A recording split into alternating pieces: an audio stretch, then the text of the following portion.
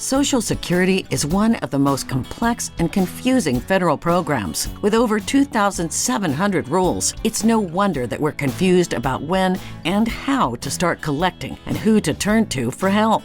Welcome to Social Security Answers from the Experts, hosted by Martha Shedden. In this podcast series, Martha meets with professionals to provide you with the answers to questions about this most important financial decision. And now, here's your host, president and co-founder of the National Association of Registered Social Security Analysts, Martha Shedden. So welcome to our podcast. I'm Martha Shedden, and today I have a very special guest with me on the show, Alicia Munnell. Alicia is an economist and the Peter F. Drucker Professor of Management Sciences at Boston College's Carroll School of Management. Since 1997, she has been a professor at Boston College and director of its Center for Retirement Research, and is a columnist for MarketWatch. Educated at Wellesley College, Boston University, and Harvard, Alicia spent 20 years and is an economist at the Federal Reserve Bank of Boston, where she researched wealth, savings, and retirement among American workers.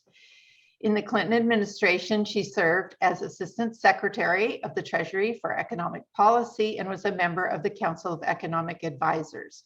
Alicia was also co-founder and first president of the National Academy of Social Insurance. Alicia, I'm so pleased to have you on the show. Oh, I'm delighted to be here, Martha. Let's start at the beginning. I'd like to know what inspired you so long ago to study economics and to be so interested in retirement research. This question has come up recently in another context. When I was growing up, I guess I must have been smart enough in school, but I certainly wasn't interested in school. I was mainly interested in parties and boys. And but I did get into Wellesley. And I remember meeting with the dean in my sophomore year, and she was asking me what I wanted to major in. And I was a little flip at the time. I said, I major in history. She said, well, you're a sophomore. This is your first course. I said, how about philosophy? And she said, they only take a small number of people, and I don't think they're going to take you.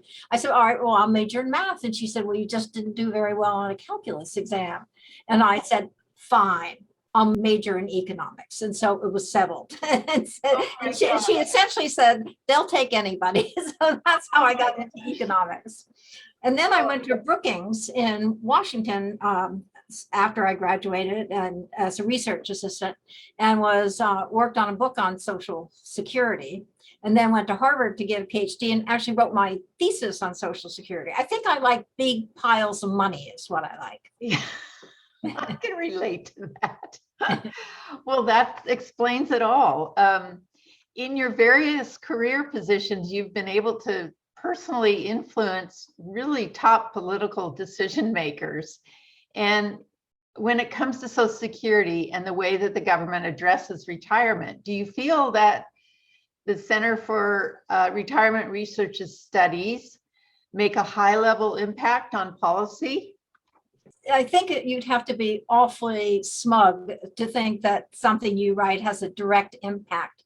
But I do feel that we repeat messages over year after year, over decades. Like working longer is a good way to have a secure retirement.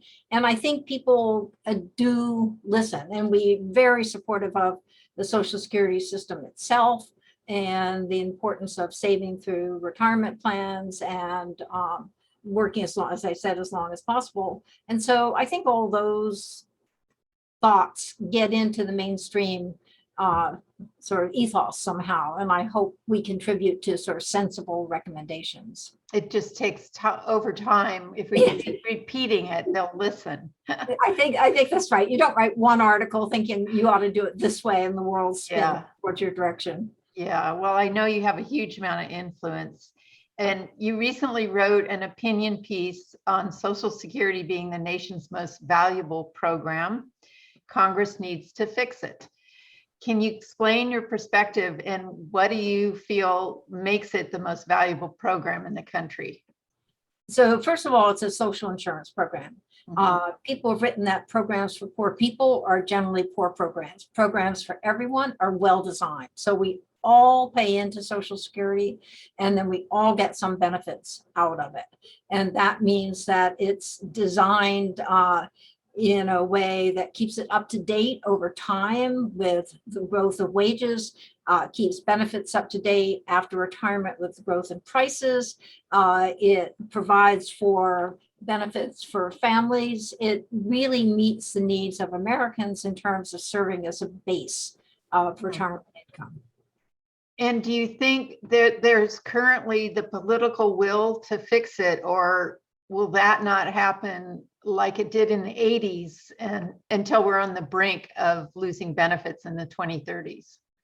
I can't believe any politician wants to be responsible for people seeing a 20% cut in their benefits. And so I think the politicians have a strong interest in solving this problem, but it's not clear how far in advance of the precipice they're going to take some action. And I wish they would do it sooner rather than later, just because it would give everybody peace of mind. I think when these trustees report comes out each year saying that the trust fund is going to be depleted in 2033, 34, that it makes people nervous that they're not going to really get their benefits, or that pushes them into, in fact, we just did a study recently, pushes them into retiring earlier than they should otherwise, because they feel like if they're, under the gate, they'll be in and may not be exposed to these benefit cuts. So there's nothing but destructive fallout from having this sort of financial precipice in the future. And I wish more than anything that Congress would address it. It gets worse and worse each year. Well, we just get close. I mean, we have promised benefits that exceed revenues. And right now we have a pile of money that we're using to bridge that gap. And pretty soon that pile of money runs out in the early 2030s. And so you're going to have this gap between benefits and money on hand. And by law, Social Security can't pay out benefits if it doesn't have the funds. And so it'll be forced into cutting benefits. Yeah. I know all the clients I work with when I'm helping them with their Social Security claiming decision, that's a big fear that it won't be there for them. And their response to that, to claim early, is not good. But there's only so much I can do to calm their fears. I feel the program's been around 86 years, and with all the amendments and changes we've had, that they'll be made, but it's pretty nerve-wracking. No, that's my sense too. I mean, I feel like this program is too important and too popular. I think older people like it. Younger people appreciate what it does for their parents and grandparents. I think Republicans like it. I think Democrats like it. Right. I think everyone supports it and is really willing to pay for what is needed to keep benefits at roughly their current level. Right. Back in 2014, when you wrote the book, Falling Short, the Coming Retirement Crisis and What to Do About It, now it's been 7 years. Do you see a change since then? Not really. I mean, that started with we needed to fix Social Security. Then it said in terms of private retirement, we need to extend coverage, which we've made little progress on through state programs, and that we needed to make 401ks fully automatic. And there's some in the upcoming legislation, there's some proposals to do that, at least for new plans. I wish that the House could play a more prominent part in terms of retirement planning. And I do see some progress in terms of before the pandemic, people working longer, that I think they do recognize the beneficial effects of that. I mean, it's you get a higher Social Security benefit, your 401k plan's a little bigger, you don't have as many years in which to have to support yourself with your savings. And so I think that most progress has been made there. We still have to do these other two things. We need Social Security's financings to be sorted out, and we need to have, everybody needs some second tier retirement saving. that was my next question. I saw your interview back in 2012 with, I think it's pronounced the Ceridian Corporation, that podcast that you mentioned, that fixing Social Security, making 401k systems work better, that everyone needs to be covered, and making sure people recognize their house as a major retirement asset. So there's two parts to that. I'm a huge proponent of home equity conversion mortgages. And I try to educate my clients on those, but since they're reverse mortgages, they seem to be just summarily ignored, and people are afraid of them. Yeah, that's my experience too. People, I don't know quite how they work. I don't really understand what they are, but I don't like them. That's exactly. That's yes. And it's so sad because and they recently rolled one out for 55 and up. There's one company that offers those. So, but they're a retirement tool. They start when you're 62 years old or 55. And so that's, many of us have a huge amount of equity in our homes that could be used. And the way they're designed now and insured is wonderful. But on the topic of 401k, covering everyone with that. Can I just go back for 1 second? Yes. Because in Massachusetts, we have very high property taxes. And so one thing that we have been trying to argue for here is a broad property tax deferral program. So basically, if you were 65 and you got your property tax bill, you could simply check a box and say, I don't want to pay my property taxes. And that would put a lot of money into hands of people that they could use for heat and, medical care and all this other stuff. And then when they move or sell their house, the loan to the government would be repaid with interest. It's complicated. There's sort of general feeling of enthusiasm, and there's this modest program like this already in Massachusetts, but really for very, very people with very low incomes. But I think it'd be a great program for everyone, for middle income people. Exactly, because even reverse mortgages, you still have to pay your property taxes and insurance. Yeah. And to link that into the reverse mortgage, or to I don't know if I do all that. to have it be paid off with, is that what you're suggesting, that when they sold the house or died, then the loan would be paid off? Right. It's complicated to mess it in with it is. That's a huge problem. And here in California, our property tax is limited to a 2% increase. But then if you go and buy a new house, it resets really, really high. So I don't know. We got to consider all these things, I think. As far as the 401k, if those were required, if employers were, if employees were automatically enrolled in those, do you see those as sort of a replacement for the old defined benefit pension plans that we have? I mean, that has basically disappeared. They certainly have disappeared from the private sector. Right. They still exist at the state, local level. Right. But I don't think we can go back to them in the private sector, because they put all the risks and responsibilities on the employer, and that doesn't make sense. On the other hand, these 401ks put all the risk and responsibilities on the employee. But at least it means that if people join, they do have some assets when they approach retirement. And I would like to see everybody automatically enrolled in these plans. And that's what initiatives in California, Oregon, and Illinois do. They say if you're an employer and you don't provide a plan for your employees, you have to automatically enroll them in an IRA and make contributions through the payroll to their IRA account. And like 401ks, people can opt out of this program, but at least there's an automatic mechanism that puts them where they need to be.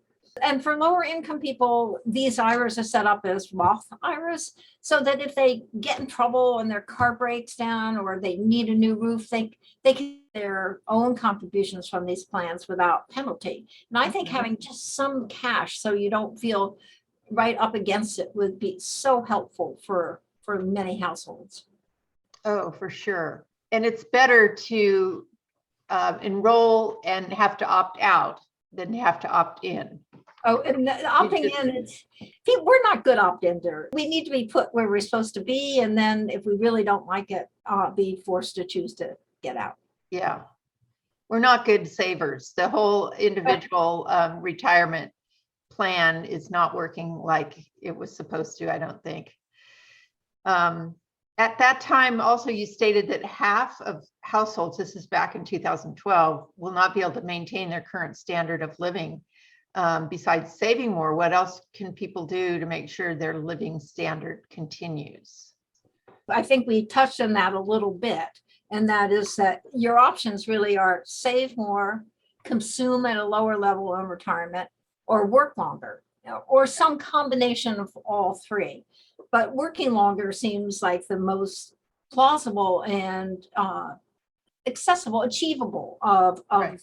Because especially if you plan in your 50s, you make clear to your employer that you're going to be there for the next 15 years, that you want to be considered for promotion and or new jobs or more training. That makes it a realistic option for you to keep working at up to at least 67, so you get your maximum benefit, or at least 67, so you get your full benefit, and maybe to 70 if you can. Mm-hmm. People always, I have opponents who say, there's some people who can't do this. They have horrible jobs, Right. They have health problems, they have this, they have that. I totally recognize that. And those people can't do it. But I'm talking to the vast majority of people who really can. Yes. And we're living so much longer, 20 to 30 years we have to fund in our retirement. So that just reducing five or more of those years is a huge benefit. Yeah. It's way different than back when Social Security started, and the average life expectancy was in the upper 60s. So it was in the upper 60s, but that's because so many babies died young. So if you got to 65, you lived for another 12 years.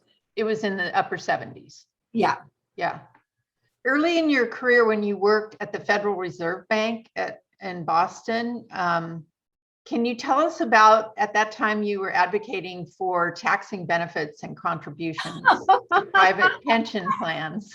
Oh, yes. So is that very outdated? I know that affected your appointment to one of your career positions later. Yes, I did several things that affected the appointments to my career positions. So this was aimed at the old-fashioned defined benefit pension plan, and we tax that on a deferred basis. So you put your money in, or your employer puts your money in, you earn the income tax-free, and then you tax the money when it comes out. That's a big benefit to individuals. And the question is, were people saving more because of that? And my sense of things, based on other research, they weren't, but it was costing the government a lot of money. And I thought, well, let's change that taxation. And so then there was some group that formed themselves and sort of chased me around the country. And then there was a New York Magazine article like Alicia in Wonderland, and just a lot of general harassment. But that was small potatoes, actually, compared to a study I did on discrimination in mortgage lending, where when I was at the Fed, and we actually had all these bank records, and you could just see, if you took everything into account, that race really did enter the decision. Not because somebody got up in the morning and said, I want to do something unfair to Blacks, but mainly that people treated people who were like them better. And so it was being more favorable to whites, not being necessarily, but they came out statistically that it had a negative effect. And so what you write does have an impact. Yes, I noticed that. And that housing issue, that's a method of generational wealth.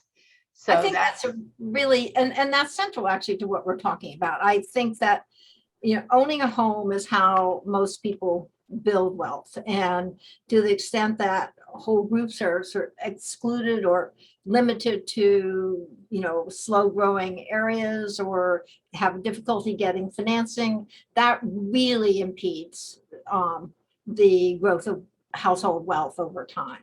Right, right. Well, I recently, am writing this course, and I've looked at all the proposals for improving Social Security, and one of them did mention taxing.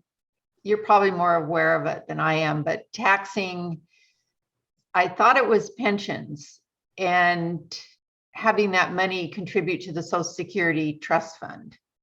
There's sort of a cookbook of Yes. all the proposals that have ever been put together that the Social Security actuaries update each year and Yes. and certainly on the revenue side, I think one of the things that people, first of all, just let me say, on my view, all the solutions should be on putting more money into the program. I don't think the benefits are too generous. I don't think they can be cut back. And so I, like everybody else, am always thinking of, new ways to raise revenues, but just even the conventional ways is just you raise the tax a little bit, which is off the table right now because the president has said not to raise taxes on, he's committed to not raising taxes on households with incomes under 400,000. So even increasing the payroll tax rate is kind of not a general option, but I would increase it a little bit. And then just also increase the tax base. And one way to increase the tax base is to include employer contributions to health plans. That's what it was. That's what I thought you were thinking of. Yes. And so I think that's a great idea because that is a way that your employer compensates you, and why not put it in the compensation package and in the payroll tax base. Yeah. Well, and the proposal by Larson right now, it's such a minute raise that he's proposing of 0.1% per year for many years. I liked the old Larson bill a lot. I really think it made a huge, it was aimed at closing the entire financing gap, which has gotten a little bit bigger over time, but I'm not sure what they can do in this political environment when the commitment's been made not to raise taxes on those with incomes under 400,000. It's sad. It shouldn't be so political. It's not on this thing. This is really not liberal versus conservative. This is not Republican versus Democrat. This is not old versus young. This is everybody. So I think I've covered everything I wanted to talk to you about, because I was going to ask you what provisions do you favor to keep Social Security solvent, and it sounds like increasing the taxation in one way or another. Yeah, in raising the base, increasing the rate. We've also written some stuff about putting equities in the trust fund. This would probably not be at this peak of the market, would probably not be the time that I would start that. We have some plans that sort of to separate out sort of the legacy costs and maybe pay for that some other way, but all things on the revenue side. Yeah. Well, that's good to know. And I don't know, when I look at that list and I see the amount that would decrease the shortfall, it's surprising how some of them have just a very minor effect, but others are really, really significant. And I was surprised actually, because I'm kind of a proponent for increasing the maximum taxable earnings. Yes, that I am too.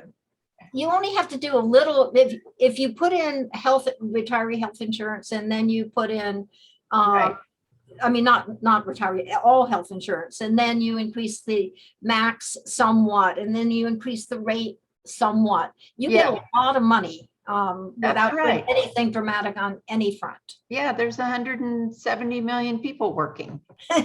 And the maximum taxable earnings was set to represent, I think it was 80% of the workers or 90%, but it only now represents 80, something like that. Yes, in 1993. It has not gone up as much as income has. So, well, it's been so enjoyable to talk to you. Where would you suggest that our listeners go to learn more about your work? Would it just would it be the Oh, Center for come Retirement? to go on CRR, Center for Retirement Research at Boston College, and we have a website that has all our stuff there. We have blogs, we have briefs. We really care about communicating with the public, with business people, with congressional staffs. So it's not just writing academic papers that come out in journals 3 years later. So Yeah, I think people would really like our website and enjoy it. I love your website. I use it a lot. That's great. That's great. Well, thank you so much, Alicia. I'm just really happy to have you on the podcast, and I know our listeners will enjoy this episode. Nice to talk to you, Martha. Thank you. Bye-bye.